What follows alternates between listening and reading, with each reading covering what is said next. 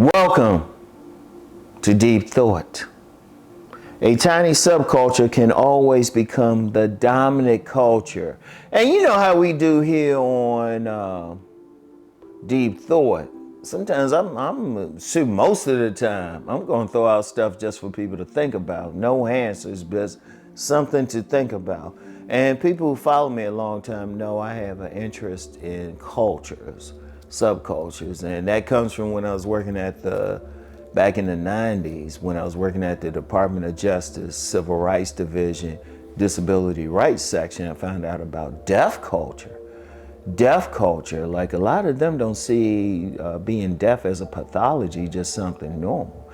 And they have their, social systems, rituals, a language, American Sign Language, which I actually learned for a little while. There are a couple cuties there who are deaf. Anyway, right? I was thinking, I've really paid attention, and every now and then, and I've talked about this, I think about going back to school, getting a PhD in sociology, specializing in cultures. And it's something I might do. Be one of those old students in there and say, well, professor. But I'm gonna tell you what, I want y'all to think about a tiny subculture, no matter how crazy it might seem to everybody, can always become the dominant culture. Because with any movement, any idea go through three phases. Ridicule at first, discussion, and then adoption. And of course, in society, global society, shoot, we got thousands of subcultures. Global society, shoot, it can even be like something real small. Like you get some religious movements or political movements, they can start off real tiny, you're not thinking anything about it. All of a sudden, with the right set of circumstances and what's going on in society itself, whatever culture's in can become big. And when I was in college, politics was a unofficial minor. I'm gonna say unofficial. I never officially made it a minor, but and I really learned some stuff about political movements and everything. Or it could be a religious movement. It could be anything. It could be a dance movement. Like in the recent Olympics, they had breakdancing, and I'm like, well, first of all, I remember when breakdancing was getting started in the 80s. That started off small. Or the hip hop culture. I mean, that's become real big, but I remember when that was getting started.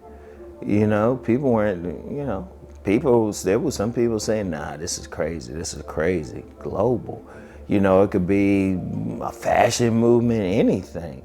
But I'm gonna tell you what, any movement, regardless of how crazy it might seem, can always become dominant. Remember the three things I said. Any movement, first it'll be ridiculed, then discussed, and then adopted.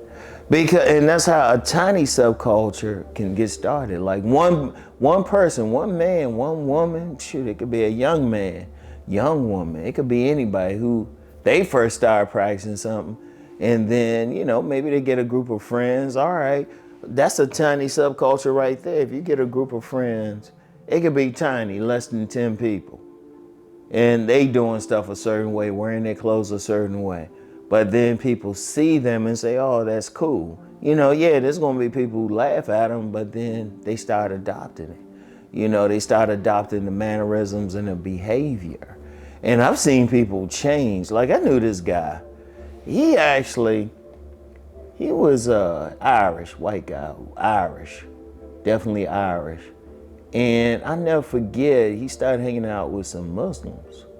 And all of a sudden, he actually had like light brown hair normally. He actually dyed his hair and he started speaking with the same intonation. I was like, wow. And I'm just using that as an example how people can adopt something. Religions, you might have some religious movements that started off small. All of a sudden they became real big. It's there, like a tiny subculture. It can always get to the point it can become dominant, because here's the path. Now I mentioned like the three things about ridicule, discussion, and then adoption. But then as something grows, you know, it might start off, it might start off small. Okay, you got that tiny subculture, start off with less than 10 people, but gradually expand. And it could be a few years, it could be a few decades, but then all of a sudden other people started taking it in. But then it's like somebody smart, they thinking, well, hold up. These people need this particular item, these particular clothing. They might eat a certain way. Like a subculture that's growing in the United States now is veganism. That's getting big. Vegan restaurants are popping up like crazy. They are popping up like crazy. So, you know, you can like, that's becoming more and more dominant. Like 10 years from now, not even 20, 10 years from now, you know, you might see a vegan restaurant might be as ubiquitous as some of these fast food burger places.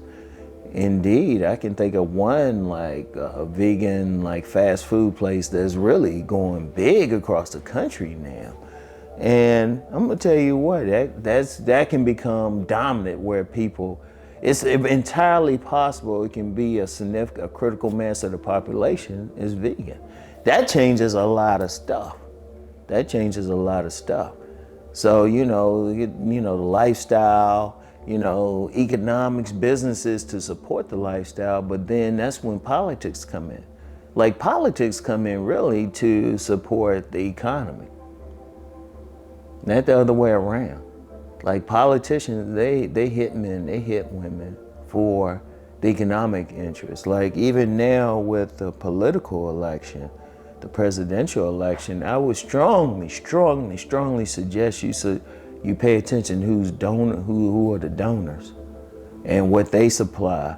And it's usually whatever business they in. They just need the politicians to promote it. And you got some other movements in there too, but pay attention to the money. But then, you know, depending on where it is, a particular movement could actually take over maybe a town, a state, country, whatever the case, because they'd have the numbers, you know, and you know, and I just gave an example because there's some tiny subcultures, they'll stay tiny subcultures, you know, because usually what it takes is it takes a tipping point. It takes a tipping point. You know, you get that one person, that one moment, some circumstance that all of a sudden it's like, boom, it'll start off small, then it expands. It expands. Now, some people, they might pick it up as a fad and then let it go, but then there's some people who stay with it. It's a lot to it. It's a lot to it, you know? And shoot, well, I got to come. I could write a book about it now. Maybe that'll be a book. But that's what I always pay attention to. Like anything small, I sit back and say, Like, you just never know who's interested. That's one thing about now. Like I look at my son, and I ain't gonna give you his YouTube page, but what he promotes on there, I'm like, wow, you got that many followers and you don't be asking? He's just doing his little thing. He's just doing his little thing. So anyway, yeah, it's something to think about though. Something to think about. There ain't no right or wrong answers, just something to pay attention to, all right? So anyway, that's all I have for today. I'll get back with y'all. Peace and blessings.